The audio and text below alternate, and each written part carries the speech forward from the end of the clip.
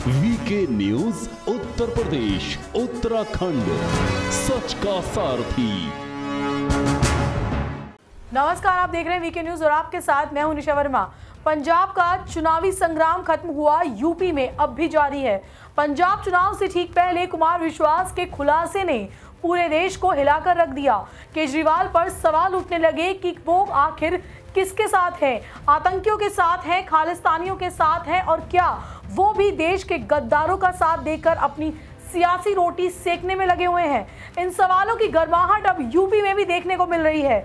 दरअसल केजरीवाल ने सोमवार को उत्तर प्रदेश के लखनऊ में चुनावी सभा को संबोधित किया। इस दौरान उन्होंने बीजेपी और कांग्रेस पर जमकर निशाना साधा और इशारों में सपा को समर्थन देने की बात कही। अरविंद केजरीवाल ने कहा कि पिछले कुछ दिनों से राहुल, प्रियंका, अमित शाह और मोदी ने ये चारों मिलकर कह रहे हैं कि केजरीवाल आतंकवादी है। क्या मैं शक्ल से आतंकवादी नजर आता हूं? इसके साथ ही उन्होंने कहा कि कल प्रधानमंत्री जी साइकिल चलाने वालों को आतंकवादी बोल रहे थे। जब गरीब साइकिल वाले वोट डालने जाएंगे तो बताओ कौन होगा आतंकवादी? कल मैंने सुना प्रधानमंत्री जी आके बोले देश में जो साइकिल चलाता है सारे आतंकवादी हैं। मैं जितने साइकिल चलाने वाले हैं भाई साहब, ये गरीबों के ऊपर चोट है। गरीबों को, सारे गरीबों को प्रधानमंत्री जी आतंकवादी बोल रहे हैं। जितने साइकिल चलाते हैं सारे साइकिल चलाने वाले जब बटन दबाने जाओ तो बता देना बीजेपी वाले आतंकवादी हैं कि साइकिल चलाने वाले आतंकवादी हैं। केजरीवाल यही नहीं रुके, वो मोदी के साथ साथ कांग्रेस पर भी खूब बरसे। मिला, बोले नहीं मिला। तो मैंने कहा फिर, बोले वो एक कवि है, उसके वो बता रहा था कि आप एक कवि है, कोई गाजियाबाद में रहता है कोई कवि, कह रहे वो कवि कह रहा था कि केजरीवाल आतंकवादी है। उसके सपने में आया था कि 7 साल पहले मैं उस कवि को ये वो बच्चे समझ गए। भ्रष्टाचार वो कहते जी उस कवि के सपने में आया था कि 7 साल पहले मैं उस कवि को कह रहा था कि मैं भारत के 2 टुकड़े कर दूंगा और 1 टुकड़े का प्रधानमंत्री मैं बन जाऊंगा।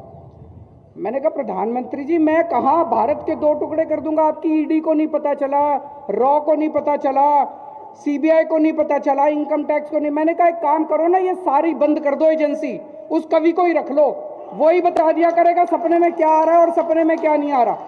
ये बंद कर दो, सीबीआई बंद कर दो, रॉ बंद कर दो, ईडी फीडी क्या दुखी कर रखा है दुनिया को, उस कवि को ही रख लो अपने दफ्तर में, वो कवि बता दिया करेगा।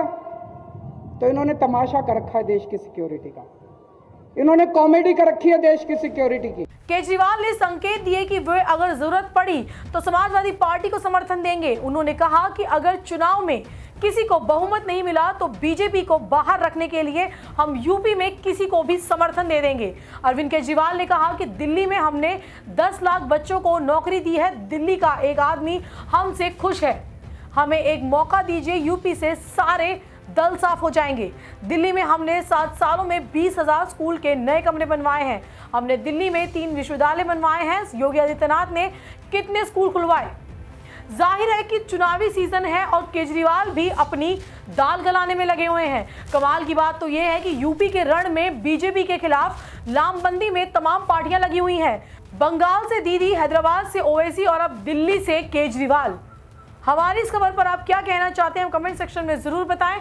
फिलहाल के लिए इस खबर में इतना ही। देश दुनिया की बड़ी खबरों को जानने के लिए देखते रहिए वीके न्यूज। ये है ड्रीम मीडिया नेटवर्क